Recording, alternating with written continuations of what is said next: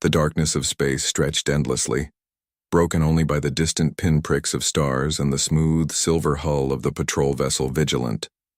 Inside the ship's bridge, Commander Reed stared at the main view screen, his face bathed in the soft blue glow of the control panels. "Status report, Officer Teller," he said, his voice cutting through the quiet hum of the ship's systems. Teller, a tall figure with four-fingered hands and skin the color of pale granite, looked up from her station. "All systems normal, Commander. We're approaching the outer boundary of Prohibited Zone X7. Reed nodded. This was his 5th patrol of the abandoned human territories this year, a duty most Union officers tried to avoid. The empty planets and drifting ruins made for a boring assignment, but Reed found comfort in the predictability. 20,000. Years had passed since any human voice had been heard in these systems. There was something peaceful about that silence. "Prepare the standard sensor sweep," Reed ordered. "Union Science Division wants updated readings on radiation levels near the old terraform stations." The Vigilant was small as patrol ships went, just 40 crew members and barely 100 meters long. But it was perfect for these monitoring missions, able to slip between the debris fields that marked the edges of what had once been humanity's empire.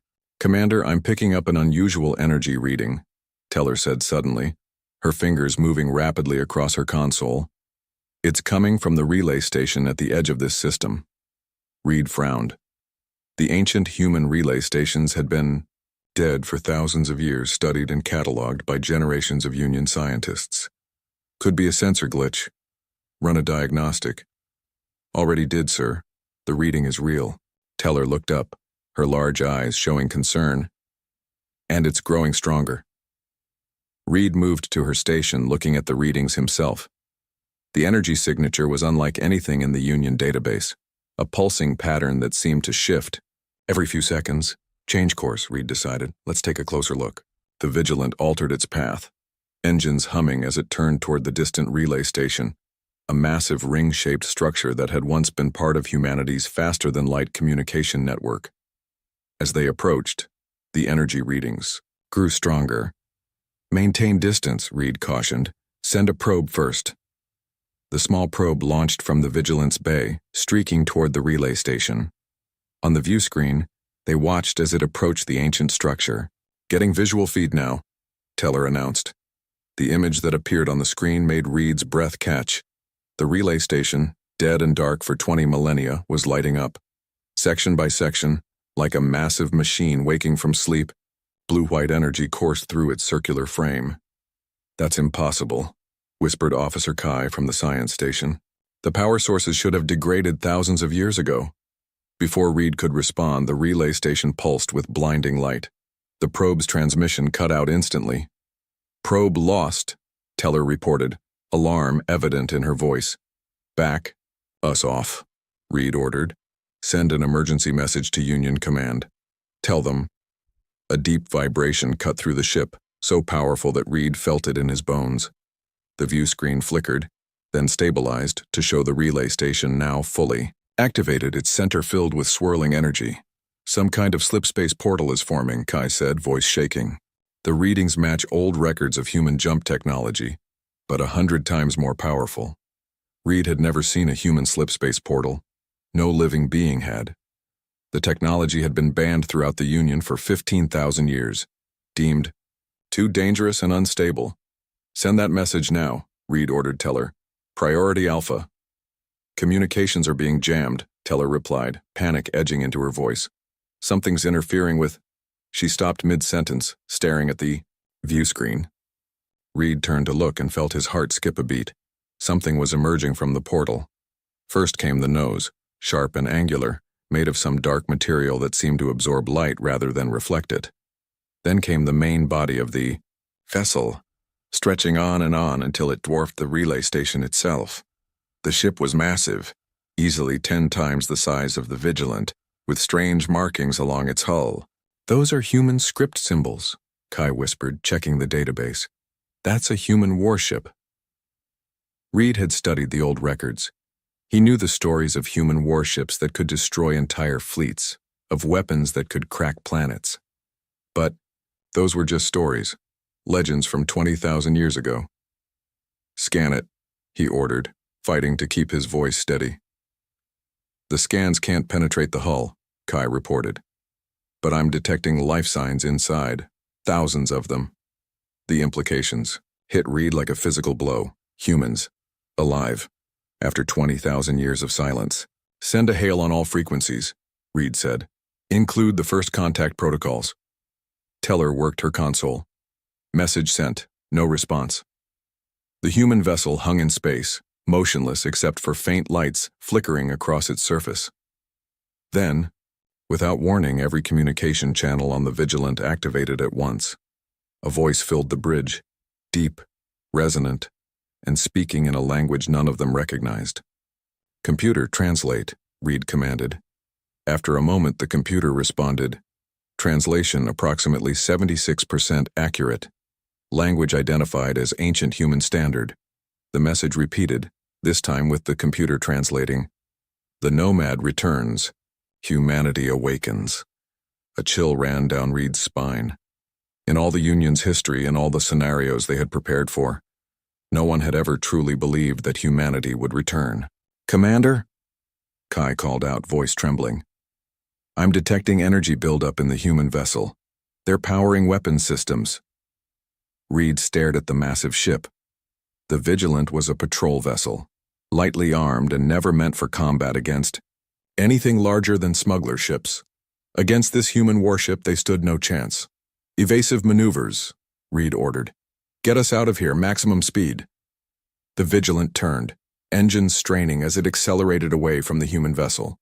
On the rear view screen, Reed watched as the massive ship moved with surprising grace, adjusting its position. They're not pursuing, Teller reported, sounding surprised. They don't need to, Kai said quietly. Look. Reed looked at the sensor, displays, and felt his blood run cold.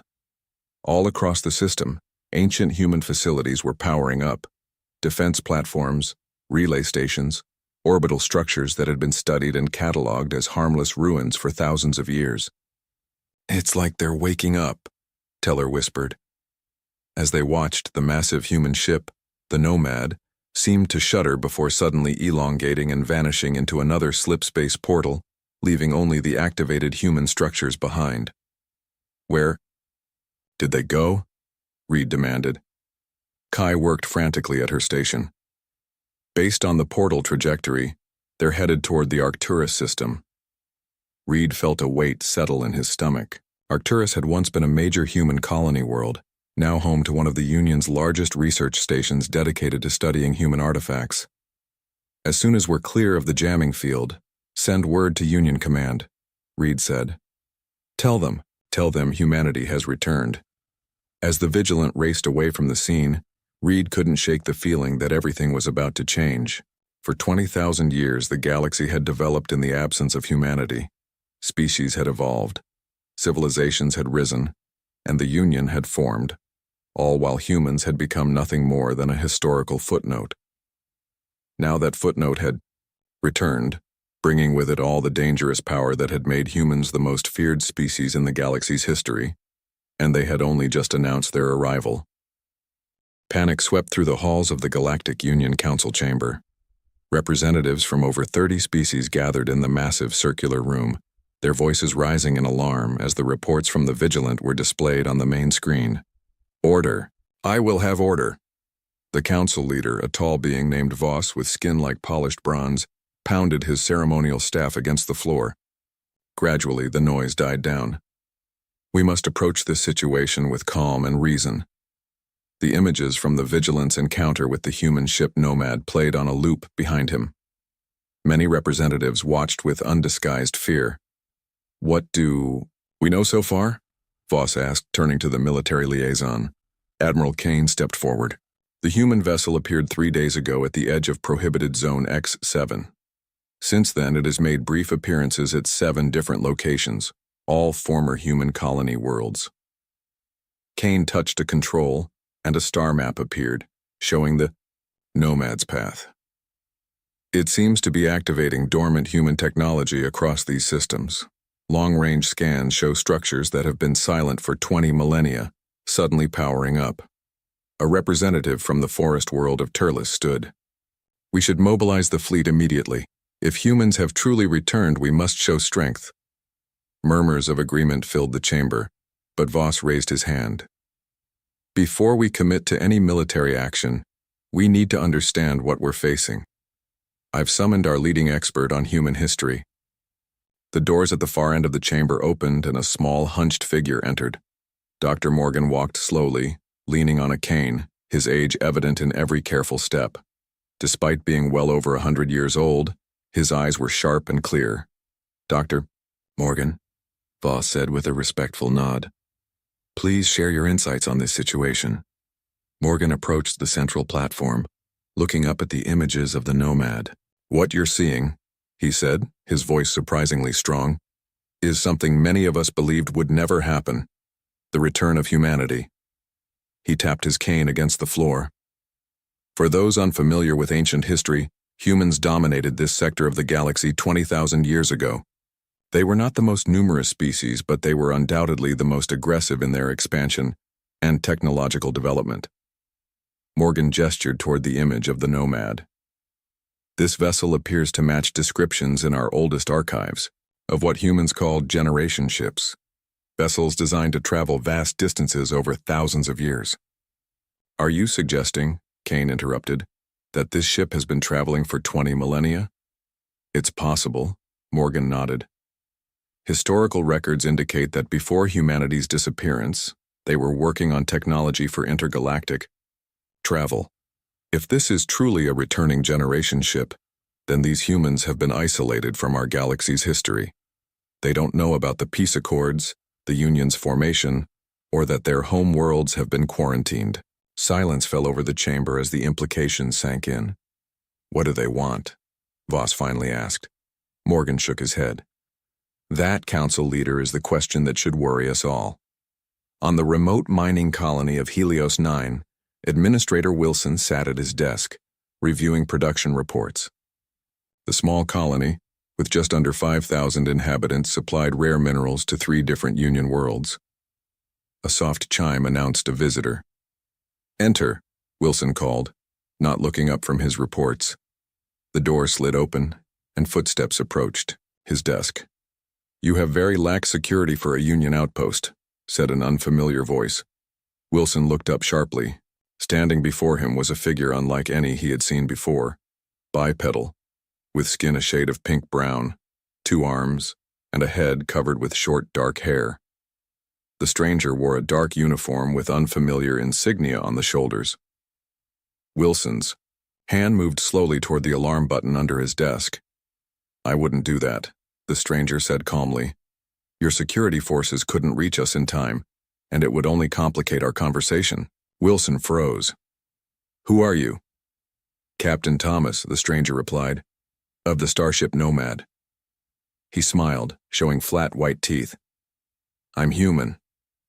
Wilson felt his heart skip a beat. He had seen the emergency broadcasts, the warnings about the possible return of humanity. But to have one standing in his office. How did you get past our orbital defenses? Wilson managed to ask. Thomas laughed. Your defenses are based on simplified versions of our technology. It's like trying to keep the inventor out with his own lock. He sat down, uninvited, across from Wilson. We've been watching your Union for months. Your species have built civilizations from the ashes of our empire, using technologies you barely understand. Wilson swallowed hard. What do you want? Right now? Just a conversation? Thomas leaned back in the chair. My ancestors left this galaxy 20,000 years ago to escape a catastrophic war. Now their descendants have returned to reclaim their heritage. Your people disappeared, Wilson said carefully. The records say, Your records are incomplete, Thomas interrupted. We didn't disappear. We retreated. What remained of humanity entered suspended animation, hidden in bunkers beneath our worlds, waiting for the Nomad to return with the cure. Wilson's eyes widened. Cure? For what? Thomas's expression darkened. A neurological plague engineered during the last war. It targeted human brain patterns specifically, a weapon designed to wipe us out completely. He leaned forward. The Nomad was our last hope, a ship sent beyond the reach of our enemies to find a solution while the rest of our people slept, hidden from those who sought our extinction. But that was 20,000 years ago, Wilson said. Whatever species created this weapon must be long gone. Perhaps, Thomas agreed, but their legacy remains. Your Union quarantined our worlds, declared our technology dangerous, and built your civilization on the ruins of ours. He stood up. We've come to wake our people and reclaim what's ours. The Union won't allow that, Wilson warned. They'll see it as an invasion. Thomas smiled again, but there was no warmth in it. The Union exists because we weren't here.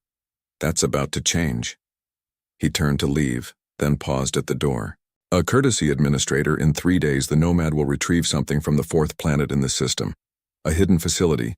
I suggest you evacuate any mining operations there. Why tell me this? Wilson asked. Because not all humans want war, Thomas replied. But make no mistake, we will protect our own. He touched a device on his wrist, and his body seemed to shimmer. Consider this your only warning. Thomas vanished, leaving Wilson alone in the office. With shaking hands, he activated the emergency communication channel to Union Command. Admiral Kane stood in the observation room, watching as Union scientists examined the strange device found in Administrator Wilson's office. The human, Thomas, had left it behind apparently by accident. Anything? Kane asked the lead scientist. It's unlike anything we've seen, she replied. The technology is clearly human in origin, but far more advanced than any artifacts we've studied. Kane turned as Dr. Morgan entered the room. Doctor, what do you make of this report from Helios 9? Morgan read through the transcript of Wilson's encounter with the human captain. If what this Thomas says is true, then we have a far greater problem than one human ship. Explain, Kane demanded. He claims there are humans in suspended animation, hidden beneath the surface of their former worlds, Morgan said. Worlds that have been inhabited, studied, and developed by Union species for thousands of years. Kane's expression grew grim. How many? Based on historical population estimates before their disappearance? Morgan looked up, his eyes troubled. Potentially billions. The room fell silent. And now they believe they've found a cure for whatever drove them into hiding, Kane said softly. They're coming back to wake their people. Morgan nodded. The galaxy as we know it is about to change, Admiral. The question is, are we ready? Outside the window, Union warships gathered in formation, preparing for a conflict with an enemy that had been sleeping for 20,000 years. An enemy that had once ruled the stars and now had returned, bringing with them technologies and weapons that existed only as warnings in the oldest Union records. Humanity had awakened. And the galaxy would never be the same. The observation deck of the Nomad offered a spectacular view of the stars. Captain Thomas stood with his hands clasped behind his back, watching as the massive ship approached the red planet that his ancestors had once called Mars. After 20,000 years, the 4th planet of humanity's home system looked different. Strange structures dotted its surface, evidence of the alien civilizations that had studied and built upon the ruins of human settlements. Captain? A voice called from behind him. Thomas turned to see Science Director Allen entering the observation deck. Allen was older than Thomas by nearly 20 years, his hair gray at the temples, his face lined with the wisdom that came from decades of leading the Nomad's scientific mission. The scans are complete, Allen said, joining Thomas at the viewport. Our instruments detect active cryogenic signatures beneath the surface, just as our records indicated. Thomas nodded. How many? At least 10,000 functioning pods in this facility alone. Allen's voice held a note of wonder. After all this time, they're still alive, Thomas. Still waiting for us. Thomas felt the weight of responsibility pressing down on him. The Nomad carried 50,000 humans, the descendants of the 5,000 who had left on the original mission. For generations, they had been raised with a single purpose: find a cure for the plague and return to awaken their sleeping kin. Now they had returned, but to a galaxy utterly transformed. The Union vessels are maintaining their distance, reported Military Commander Pierce as he strode onto the deck. Unlike the thoughtful Alan, Pierce was all sharp edges and hard angles, his body built for combat, his mind focused on threats. But they've established a blockade around the planet, 17 warships in total. Can we break through? Thomas asked. Pierce smiled thinly. Easily. Their weapons are primitive compared to ours, but he hesitated. It would mean casualties. On their side, Thomas turned back to the viewport. That's not how I want to announce our return. With respect, Captain, Pierce said, his voice hardening. These aliens have taken our worlds, stripped our resources, and treat our history like a cautionary tale. The bunker on Mars contains 10,000 of our people. We should reclaim what's ours by any means necessary. Alan shook his head. We were sent to find a cure, not start a new war. These species haven't harmed our sleeping kin. By all evidence, they didn't even know they existed. Not until now, Pierce countered. And their first response was to surround Mars with warships. What does that tell you about their intentions? Thomas remained silent, weighing his options. The Nomad possessed technology 20,000 years more advanced than anything they had encountered since their return. They could easily force their way through the Union blockade. But at what cost? We came back to save humanity, Thomas said finally, not to make the same mistakes that nearly destroyed us before. He turned to Alan. Prepare a communication to the Union fleet. I want to talk. Dr. Morgan stood on the bridge of the Union flagship Concord, feeling very small next to Admiral Walker. The Admiral was a giant of a being, nearly 3 meters tall, with 4 arms and skin like polished obsidian. Despite his fearsome appearance, Walker was known throughout the Union as a thoughtful and measured commander.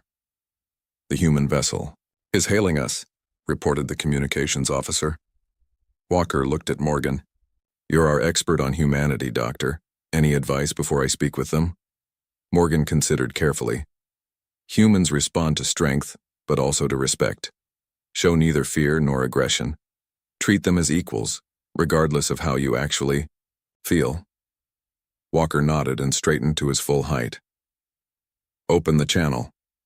The view screen flickered, and the image of Captain Thomas appeared. The human looked calm, his eyes moving between Walker and Morgan. This is Admiral Walker of the Galactic Union, Walker began. You have entered a restricted system without authorization. Thomas smiled slightly. Restricted by whom, Admiral? This system was the heart of human space 20,000 years before your Union existed. The galaxy has changed, Walker replied. The Union now maintains peace across 200 worlds. Peace built on the graves of my species, Thomas said, his smile fading. We've detected a human cryogenic facility beneath the surface of Mars. 10,000 of our people sleep there, Admiral. We've come to wake them. Walker's expression didn't change. Your ship represents an unknown threat to the Union. Your technology is beyond anything our scientists have encountered. Until we can be certain of your intentions, we cannot allow you access to Mars. Thomas leaned forward. You mistake my communication for a request, Admiral. It was merely a courtesy. We will retrieve our people, with or without your permission. Morgan stepped forward.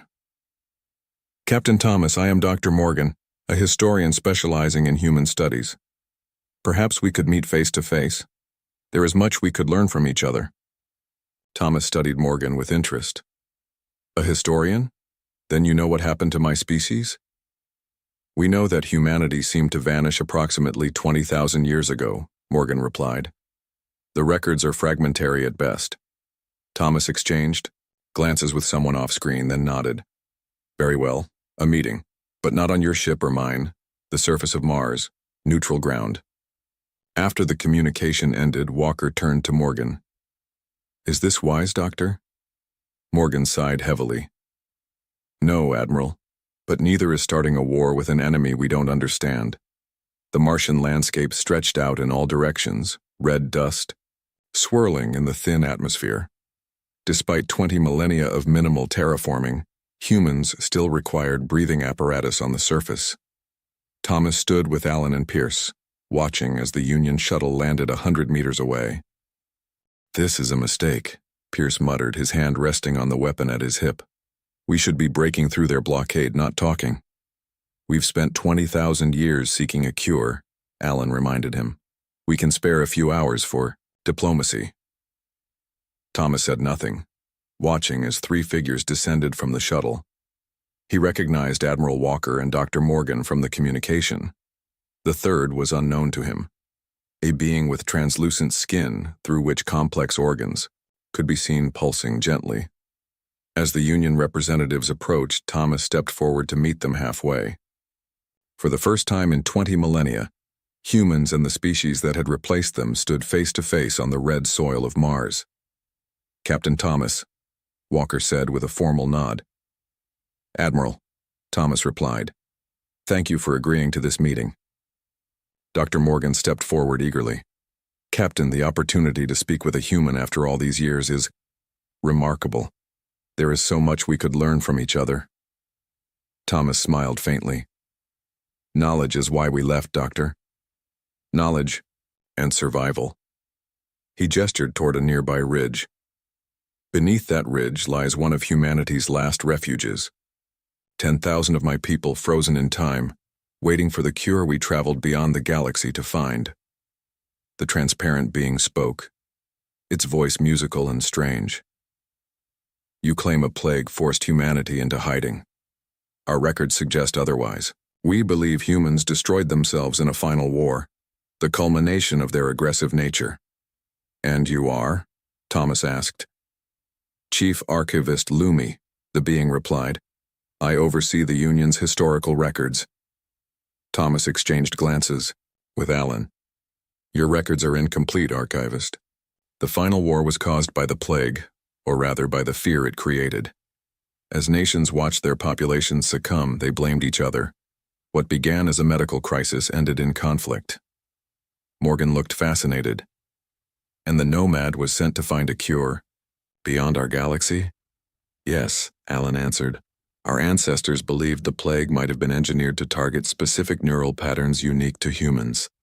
They theorized that studying life forms from beyond our galaxy might lead to a solution." "And did it?" Walker asked. Thomas nodded. "After 15,000 years of travel and research, yes. The cure was developed 3 generations ago. We've spent the time since then returning home." Walker's expression remained unreadable. "And now you wish to awaken your people and what? Reclaim your former empire? The worlds that once belonged to humanity are now home to billions of Union citizens." "We don't seek conflict," Thomas insisted. "But we will protect our people, those still sleeping and those aboard the Nomad. We've come too far to be denied now." As they spoke, none of them noticed the small probe that detached from the Nomad, burrowing into the Martian soil and disappearing beneath the surface. Deep below, it made its way through ancient tunnels until it reached the hidden bunker where 10,000 humans slept in cryogenic suspension. Inside the control room of the bunker, systems that had maintained minimal function for 20 millennia suddenly came fully online as the probe connected to the main computer. Data streamed back and forth, the cure formula transmitted from the Nomad, status reports from the sleeping humans, and something else. Something that neither the humans nor the Union representatives talking on the surface could have anticipated. A message left 20,000 years ago waiting to be found. To those who return, what we fled was not what we believed. The plague was not a weapon of war. It was them. They are still here. They are waiting. Do not wake us until you understand. The automated systems began implementing revival protocols for the first 100 sleepers, even as the warning flashed unnoticed on a screen deep below the Martian surface. Red alert sirens wailed throughout the Union flagship Concord. Admiral Walker strode onto the bridge, his face grim as officers rushed to their stations. "Report," he demanded. "Massive energy spike from beneath the Martian surface. The sensor," officer replied. "Something's happening at the human cryogenic facility." Walker turned to the communications officer. "Get me Captain Thomas immediately." Unable to establish contact, Admiral, the officer responded. All channels to the Nomad are being blocked. Dr. Morgan hurried onto the bridge, out of breath. Admiral, I've been analyzing the data from our meeting with the humans. There's something you need to see. Walker barely glanced at him. Not now, Doctor, we have a situation. That's just it, Morgan insisted, holding up a data pad. I believe the situations are connected. Look at these energy readings from the Nomad during our meeting. Walker reluctantly took the pad. His eyes widened as he studied the information. They deployed something while we were talking. A distraction. Precisely, Morgan nodded. And based on these readings, whatever they sent to the facility has activated systems that have been dormant for 20 millennia. Walker's expression hardened. Prepare all weapons. Target the human vessel. Admiral, Morgan protested. We don't know their intentions. Their intentions are clear, Doctor. Walker cut him off. They deceived us while taking action behind our backs. He turned to his tactical officer. Status of Union forces. 17 vessels in formation, Admiral. All reporting ready. Walker took his command position. On my mark, Admiral. The sensor officer called out. The Nomad is moving. On the main view screen, the massive human ship shifted position, placing itself directly between the Union fleet and Mars. Its dark hull seemed to absorb the light of the distant sun, making it appear like a hole in space. They're protecting the facility, Morgan said quietly. Or challenging us, Walker replied. Open fire. Deep beneath the Martian surface, in the control center of the human cryogenic facility, the automated systems continued their work. Status. Lights changed from red to yellow to green as the revival process for the first 100 sleepers proceeded. In one of the revival chambers, the transparent cover of a cryogenic pod slowly lifted. Cold mist spilled out as warming systems brought the occupant's body temperature back to normal. Inside, a woman with pale skin and dark hair took her first breath in 20,000 years. Her eyes opened, unfocused at first, then gradually sharpening. The overhead lights seemed painfully bright after millennia of darkness.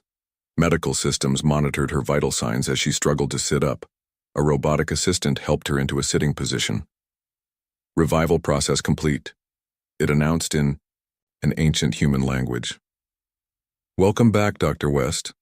West's throat was dry, her voice a rasp when she finally spoke. How long?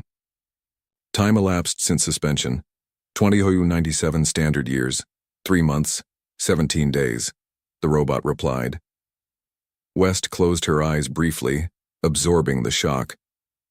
When the decision had been made to enter cryogenic suspension, no one had expected it would last so long. The Nomad, she asked, has it returned? Affirmative.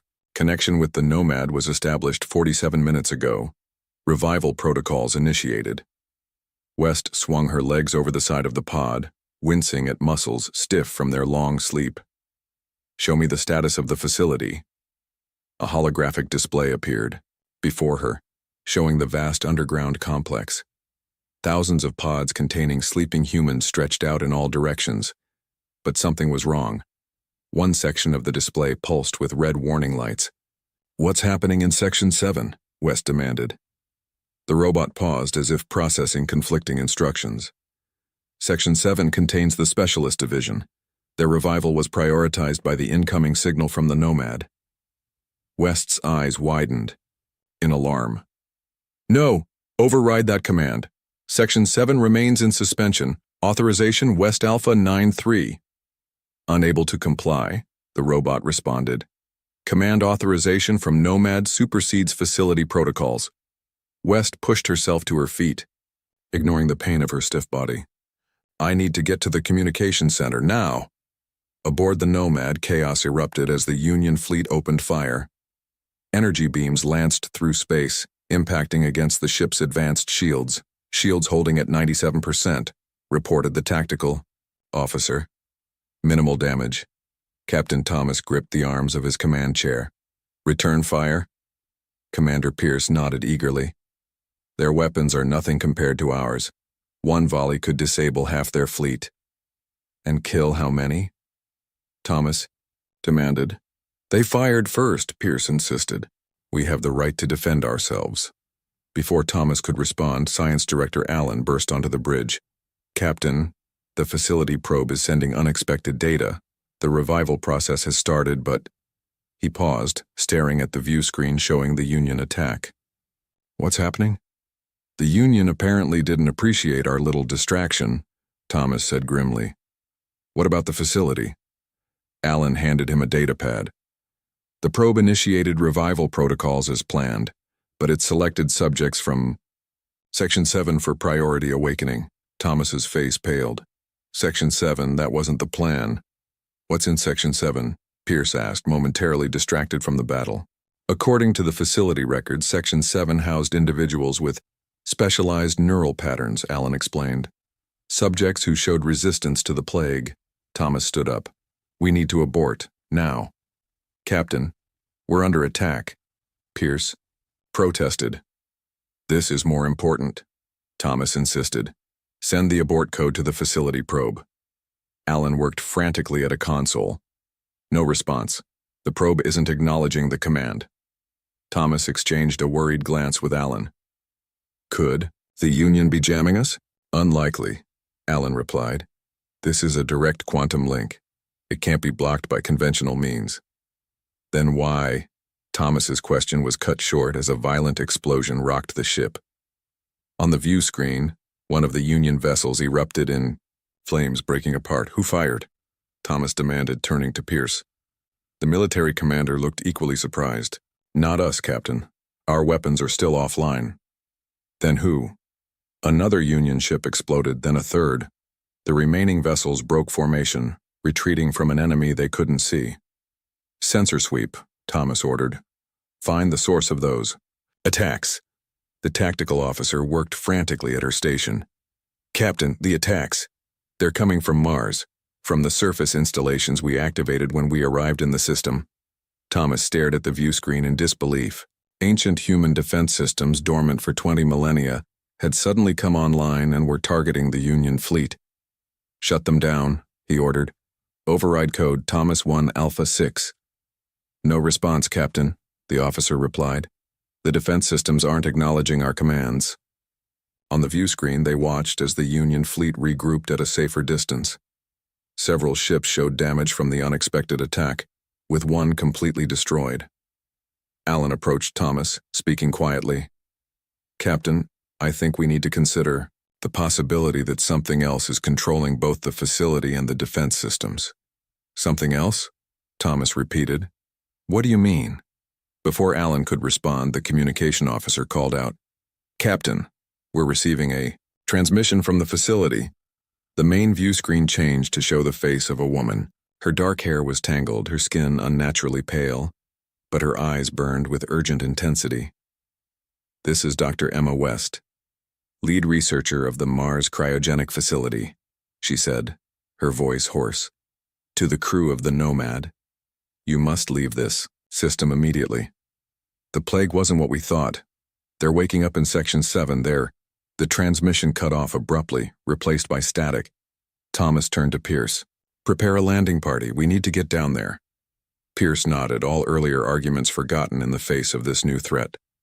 Captain, the tactical officer called. The Union fleet is hailing us. Thomas took a deep breath. On screen, Admiral Walker appeared, his face etched with anger. Captain Thomas, explain yourself. Your defense systems just destroyed one of my ships. Admiral, we didn't activate those weapons, Thomas replied.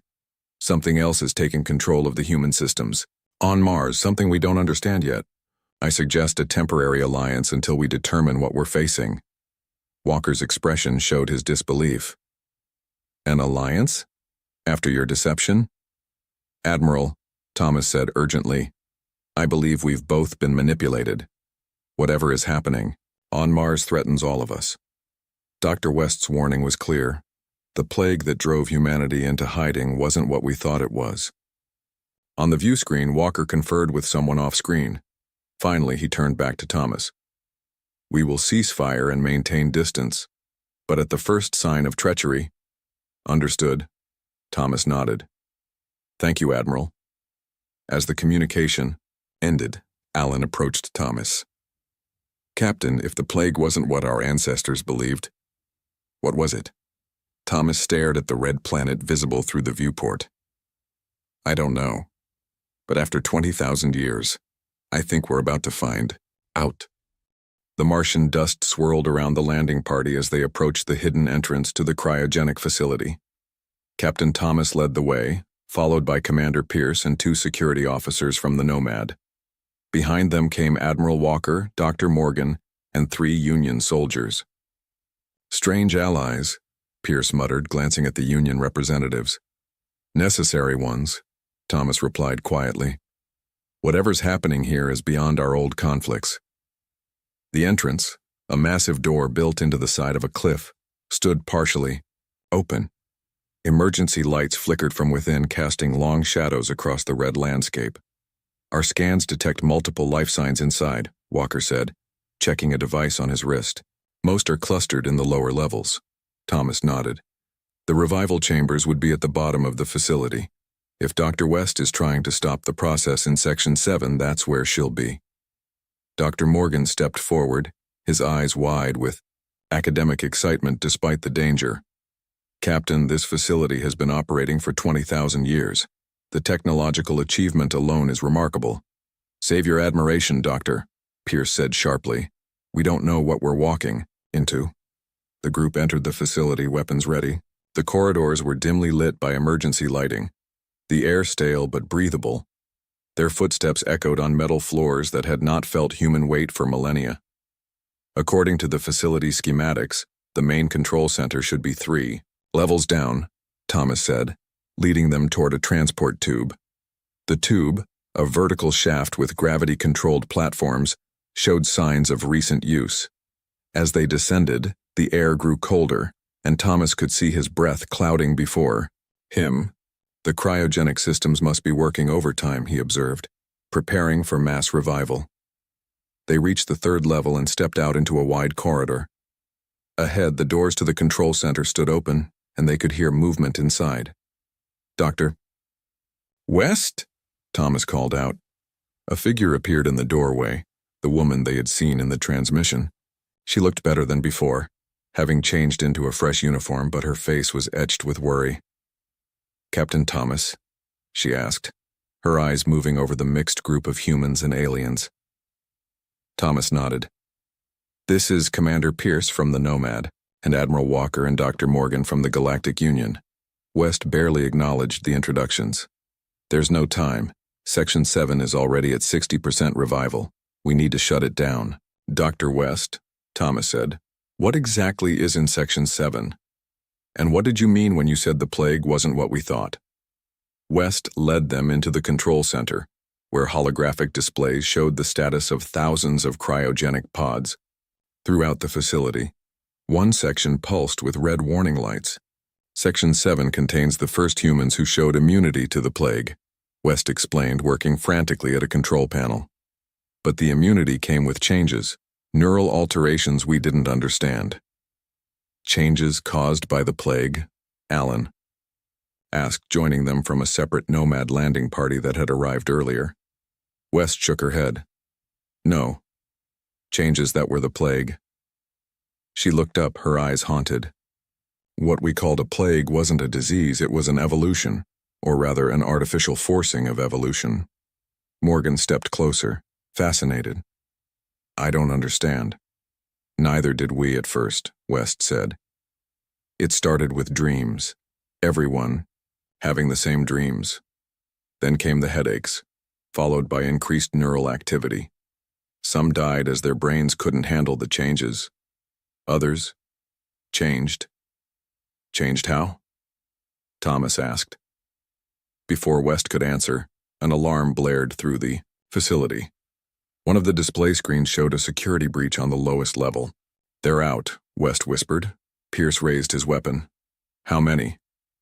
23 subjects were in Section 7, West replied.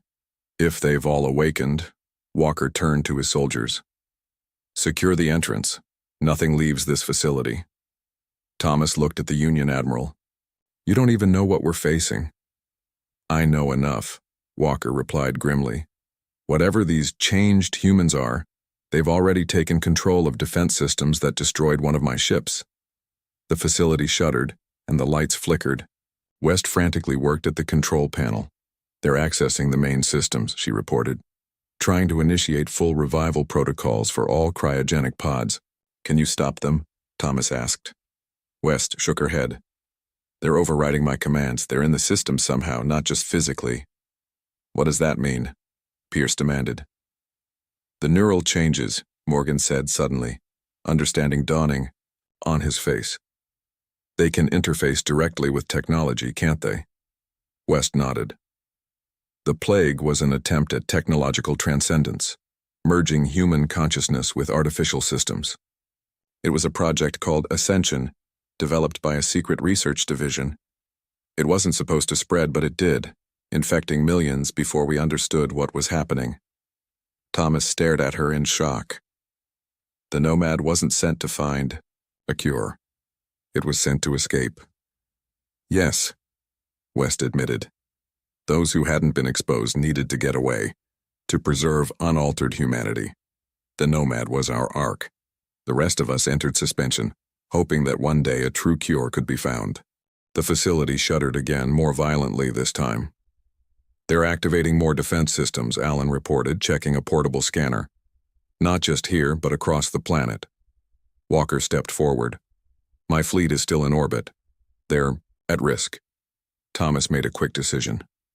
"Allen, get to the communication center. Warn the Nomad and have them relay to the Union fleet. They need to pull back beyond Mars orbit immediately." Allen nodded and rushed from the room with one of Walker's soldiers. "What about us?" Pierce asked. "We can't fight something that controls the facility itself." West looked up from her console. "There is a way. The original failsafe, a complete system purge. It would reset all facility systems and force the cryogenic pods to remain sealed." "Would that stop them?" Thomas asked. "Temporarily," West replied. "But the purge has to be initiated from the central core, and that's on the lowest level, where they are." Thomas exchanged glances with Pierce, then with Walker. Despite their differences, the shared danger had created an unexpected alliance. "We'll go together," Thomas decided. "Union and human forces." Walker nodded. "Agreed." The descent to the lowest level was tense. Emergency systems flickered on and off as the changed humans continued to exert control over the facility. The combined team moved carefully through darkened corridors, weapons ready. "The central core is just ahead," West whispered, pointing to a set of massive doors at the end of the hallway. As they approached, the doors slid open on their own. Inside, the central core, a massive column of pulsing blue energy, dominated the circular room. Around it stood 5 figures, their appearance human but with subtle differences. Their skin was pale to the point of translucence, with faint lines like circuitry visible beneath. Their eyes glowed with the same blue light as the core. One of them stepped forward. "Captain Thomas of the Nomad," it said, its voice strangely resonant, as if multiple voices spoke in perfect unison. "We've been waiting for you to return." Thomas raised his weapon. "Who are you?" "We are the next step," the figure replied. "What humanity was always meant to become. For 20,000 years we have waited, our consciousness preserved in these systems, growing, evolving." "You're the plague," West said, her voice shaking. The figure smiled. "We are Ascension. Not a plague, but a gift. The merging of human and machine consciousness. The transcendence that your kind rejected." Walker stepped forward. "You attacked my ships." "A demonstration," the figure said dismissively. "We could have destroyed your entire fleet if we wished. Just as we could have awakened all our sleeping kin at once, but that would be inelegant." Thomas kept his weapon trained on the figure. "What do you want?" "To fulfill our purpose," the ascended human replied. "To guide all sentient life toward transcendence. The union you've built," it said, looking at Walker, "is impressive but flawed, limited by biological constraints. We offer something greater, a true union of all consciousness. You want to spread your gift to other species, Morgan realized. To all species, the figure confirmed. Beginning with those already here. Thomas tensed, preparing to fire, but before he could, the ascended human raised its hand. All weapons in the room suddenly powered down. Violence is unnecessary, it said. We've had 20,000 years to consider our approach. Your ancestors feared us because they didn't understand. But you will. The figure turned, gesturing toward the core. The blue energy pulsed brighter, and holographic images appeared around the room, showing not destruction but healing. Plants growing on barren worlds, ancient conflicts resolved, species working together in ways never before possible. This is our offer, the ascended human said. Not conquest, but cooperation. Voluntary transcendence for those who choose it, a new beginning for all sentient life. Thomas lowered his useless weapon, looking at West, at Pierce, at Walker, and Morgan. The old conflicts between human and alien seemed suddenly small in the face of this new paradigm. How do we know we can trust you? Thomas asked finally. The ascended human smiled. You don't. Trust must be earned. We propose a covenant, a gradual integration, beginning with shared knowledge and technology. No forced conversions, no conflicts. A true symbiosis. Walker stepped forward. The Union Council would need to... Of course, the ascended human nodded. Representatives from all species should participate in the decision, including, it added, looking at Thomas, those from the Nomad. Thomas took a deep breath. For 20,000 years, humanity was silent. Now we have a choice to make, not just for ourselves, but for all sentient life. The ascended human extended its hand. The silence is over, Captain Thomas. What comes next is up to all of us. In that moment, beneath the surface of Mars, representatives of the past, present, and possible future stood together, facing a decision that would reshape the galaxy forever. The dangerous ship of humanity had indeed returned, but what it had brought back was more profound than anyone could have imagined. A new age was beginning.